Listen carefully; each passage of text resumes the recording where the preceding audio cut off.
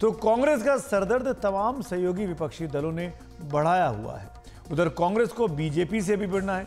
कांग्रेस नेता राहुल गांधी के लिए यह चुनौती खुद अपनी पुरानी सीट अमेठी में सबसे बड़ी रही है, जहां से बीजेपी की सांसद स्मृति ईरानी ने उन्हें चुनाव हराया था। आज सांसद स्मृति ईरानी और राहुल गांधी दोनों अमेठी में रहे। अमेठी से पूर्व सांसद राहुल गांधी अपनी भारत जोड़ो न्याय यात्रा के साथ पहुंचे हुए हैं, तो वहीं केंद्रीय मंत्री और सांसद स्मृति ईरानी आज से अगले 4 दिन तक अपने इस संसदीय क्षेत्र में वो भी जन संवाद यात्रा निकाल रही हैं। तो यात्रा बनाम यात्रा है अमेठी में इन दिनों। आज इस दौरान जनसंवाद करने के अलावा वो अपने नए आवास में गृह प्रवेश भी करेंगी। उधर राहुल ने अमेठी के गौरीगंज कस्बे में पदयात्रा की और बाबूगंज में एक जनसभा को संबोधित किया। दोनों नेताओं के अमेठी में होने से वहां सियासी गर्मी आई हुई है। अमेठी में आज राहुल गांधी ने कहा कि इस इलाके से उनका पुराना रिश्ता रहा है। अमेठी आया हूं, इतने प्यार से आपने मेरा स्वागत किया। पुराना रिश्ता है हमारा, प्यार का रिश्ता है, मोहब्बत का रिश्ता है। इसके लिए आप सबको दिल से धन्यवाद, नमस्कार, जय हिंद। हालांकि राहुल जब से अमेठी आ रहे हैं उसके बाद बमुश्किल बीते 5 सालों में इक्का दुक्का दौरे उन्होंने अमेठी के किए हैं। वो वायनाड के होकर रह गए, अमेठी से जैसे उनका नाता टूट गया। इस बीच स्मृति ईरानी ने एनडीटीवी से कहा कि राहुल गांधी तो 2019 में अमेठी छोड़ चुके हैं। उन्होंने चुनौती दी कि राहुल गांधी में हिम्मत है तो अमेठी से उनके खिलाफ चुनाव लड़कर दिखाए।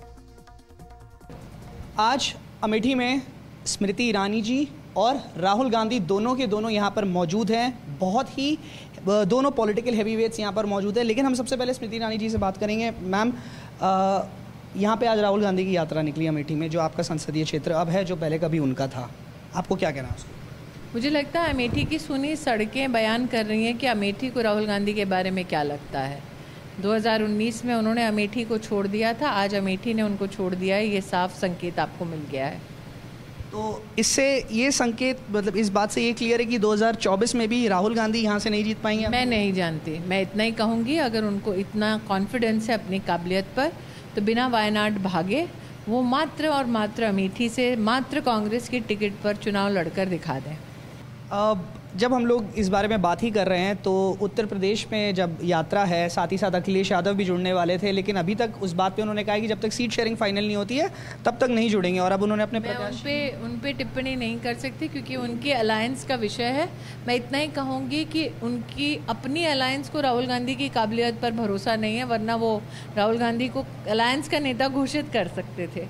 और जहाँ तक कि मुझे लगता है अमेठी लोकसभा क्षेत्र का विषय है, मैं पूर्णतः आश्वस्त हूँ कि अमेठी लोकसभा क्षेत्र ने गत 5 वर्षों में डबल इंजन की सरकार, सांसद, संसद, सरकार का जो समन्वय का सहयोग यहाँ पर देखा है, उसके चलते पुनः भारतीय जनता पार्टी की इस सीट से जीत होगी। इस बार भी जब आप कहते हैं कि क्या 80 की 80 सीटें मिलेंगी, आप क्यों नहीं समझते कि प्रधानमंत्री मोदी ने कहा है एनडीए 400 पार। उस 400 पार की श्रृंखला में एक कमल का फूल यहाँ से भी जाएगा। बहुत बहुत धन्यवाद स्मृति जी हमसे बात करने के लिए। तो एक कमल का फूल यहाँ से भी जाएगा। एनडीए का नारा है 400 पार जाएंगे और एनडीए का पूरा टारगेट है 80 की 80 लोकसभा सीट उत्तर प्रदेश से लाने का। कैमरे पर्सन वीरेंद्र कुमार सैनी के साथ तनिष पंजाबी, एनडीटीवी। स्मृति ईरानी कॉन्फिडेंट है। राहुल गांधी और सपा के बीच अलायंस की बातचीत चल रही है जिस पर अभी तक सहमति बनी नहीं है, लेकिन समाजवादी पार्टी ने इन सब के बीच में आज अपनी दूसरी लिस्ट भी जारी कर दी। इस लिस्ट में अखिलेश यादव ने 11 नाम सार्वजनिक कर दिए हैं। इनमें से कुछ अहम लोकसभा क्षेत्र हैं। मुजफ्फरनगर से सपा ने हरेंद्र मलिक को अपना उम्मीदवार बनाया है, आंवला से नीरज मौर्य को, शाहजहांपुर से राजेश कश्यप को, गोंडा से श्रेया वर्मा को और गाजीपुर से अफजाल अंसारी, जो कि अब तक बसपा में थे, जो कि मुख्तार अंसारी के भाई हैं, उनको सपा ने अपना उम्मीदवार घोषित कर दिया है।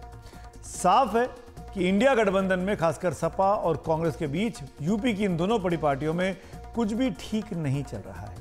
यूपी में ये जो उठापटक है इंडिया गठबंधन में, इस पर बात करते हैं मशहूर वरिष्ठ पत्रकार नीरजा चौधरी जी से। नीरजा जी, मेरा पहला सवाल तो आपसे यही है, सपा ने अपनी दूसरी लिस्ट भी आज अनाउंस कर दी है। अखिलेश अभी तक राहुल गांधी की यात्रा में शामिल भी नहीं हुए हैं। इंडिया अलायंस के लिए ये जो घटनाक्रम है, इसको आप कैसे देखती हैं? देखिए, दोनों के हक में है कि अलायंस हो पाए, पर ये ऑब्वियस है कि कुछ अड़चने आई हैं, क्योंकि अखिलेश यादव का भारत यात्रा, न्याय यात्रा में नहीं शामिल होना, या राहुल गांधी का समय नहीं निकालना और राहुल से मिलना, ये अच्छे साइन नहीं है। और अनमन जो है वो नंबर ऑफ सीट्स पे है, कितनी सीट्स समाजवादी पार्टी ऑफर करेगी कांग्रेस को, और बहुत इंपॉर्टेंट है कितनी क्षमता है कांग्रेस के अंदर वो सीटें जीतने की। कांग्रेस का जो क्या कहते हैं शिकायत है वो ये है कि एक दो सीट के अलावा उनको सारी लूजिंग सीट्स ऑफर की जा रही हैं। तो कांग्रेस की जमीनी पकड़ कितनी है वो भी एक सवाल उठता है उत्तर प्रदेश में। तो लेकिन दोनों के हक में है कि वो इकट्ठे हों, उसके बिना तो एकदम बुरी तरह से पिट जाएंगे। कांग्रेस तो वैसे ही साफ दिख रही है, पर समाजवादी पार्टी को भी धक्का लगेगा अगर मुस्लिम वोट बट गया। अगर मुस्लिम वोट बढ़ गया तो दोनों को धक्का लगेगा। लेकिन नीरजा जी, मैं आपसे ये भी जानना चाहूँगा, सपा से दो बड़े नेता अलग हो गए, स्वामी प्रसाद मौर्य ने अलग हो गए हैं, वो नई पार्टी बनाने जा रहे हैं। सलीम शेरवानी जिसे मुस्लिम वोट की आप बात कर रहे थे वो अलग हो गए हैं। सपा, इसका नुकसान सपा को होगा, इंडिया अलायंस पर इसका क्या असर होगा? देखिए, फायदा किसको होगा वो तो मालूम नहीं। वो भाजपा की तरफ जाएंगे, भाजपा को फायदा होगा, कितनी वोटें वो लाने की क्षमता रखते हैं वो तो सवाल है। थोड़ा बहुत हर एक का, हर नेता को होता है अपनी कॉन्स्टिट्यूएंसी में, लेकिन है नुकसान किसको पहुंचेगा? नुकसान समाजवादी पार्टी को पहुंचेगा। एक परसेप्शन भी बनता है जो कि पॉलिटिक्स में और इलेक्शन में बहुत अहमियत रखता है, कि भाई सब लोग छोड़ के भाग रहे हैं। जैसे कहते हैं ना, the rats are leaving a sinking ship, अंग्रेजी में ये कहावत है कि चूहे जो डूब रही नैया को छोड़ के भागते हैं।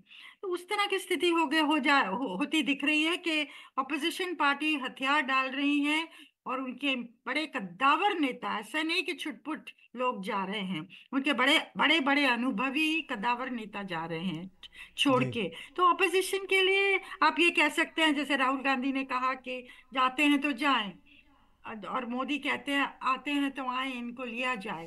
तो इस तरह से ऑपोजिशन का कमजोर होना, वो भी हिंदी हार्टलैंड में, वो भी उत्तर प्रदेश में, जहां कांग्रेस ने इतने दशकों से रूल किया और अब बिल्कुल ही खत्म है, ये कोई लोकतंत्र के लिए अच्छा साइन नहीं है। एक स्ट्रांग ऑपोजिशन की जरूरत है। अब ऑपोजिशन जो दिखे लड़ता हुआ, लड़ता भिड़ता हुआ, वो समहाउ आज नहीं दिख रहा है।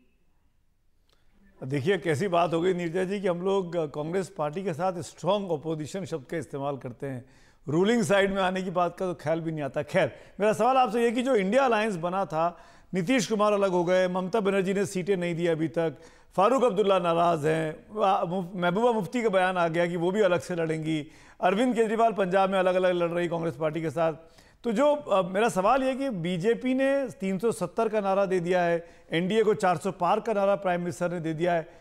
आपको इन हालात में क्या लगता है, क्या बीजेपी अपने इस मिशन में 370 कह लीजिए या 400 कह लीजिए हासिल कर सकती है? देखिए, आपने नाम लिया अशोक चौहान का, उसके बाद आरएलडी के चीफ जयंत चौधरी भी बीजेपी की तरफ जा रहे हैं। अटकल है कि मनीष तिवारी का नाम चला आ रहा है, और लोग सिर्फ कांग्रेस से नहीं और रीजनल पार्टी से भी जा सकते हैं भाजपा की तरफ। और ये भाजपा की स्ट्रैटेजी का बहुत बड़ा हिस्सा है, दूसरी पार्टियों को कमजोर करना, उनके लोगों को तोड़ना। और ये मतलब मेनलाइन पार्टी है, वो चाहती है 2/3 बहुमत तक पहुंचे। वो 2/3 बहुमत के साथ क्या करेगी वो तो एक सवाल है इस समय। सस्पेंस आज इसका नहीं है कि भाजपा जीतेगी कि नहीं 2024 में, सस्पेंस इसका है कि नरेंद्र मोदी तीसरी टर्म में क्या करने जा रहे हैं। तो 2/3 बहुमत की तरफ तो वो उनका इशारा, उनके शब्द तो कह ही रहे हैं कि हम उस तरफ बढ़ेंगे एनडीए के एलाइज के साथ, और एनडीए के एलाइज को भी वो इंक्रीज करने की, रीजनल पार्टीज को अपने खेमे में लेने की कोशिश तो वो जरूर करेंगे। तो ये सब कुल मिला के वन पार्टी रूल मोर और लेस होगा आगे जाके, अगर ऑपोजिशन इतनी बुरी तरह से कोलैप्स करती है जो इस समय दिख रहा है। बहुत बहुत शुक्रिया नीरजा जी बात करने के लिए। अपोजिशन कोलैप्स होते हुए दिखाई दे रहा है।